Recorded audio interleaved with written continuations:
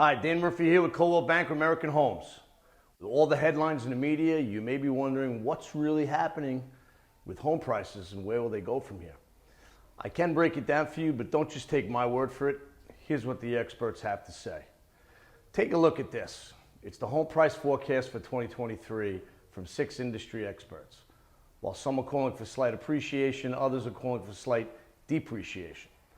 The best way to look at it is to average them all together to get the full picture. And when we do that on a national level, it's roughly neutral or flat. There are a lot of things that factor into home prices, like supply, demand, and what will happen next will vary by location.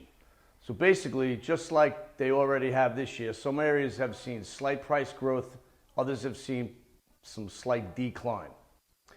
If you have questions about what's happening in your area, call or text the number on the screen and let's connect. We can take a deeper look into your neighborhood situation and come up with a plan that meets your needs. I'm Dan Murphy with Coldwell Banker American Homes. I would love an opportunity to gain your trust. Have a great day.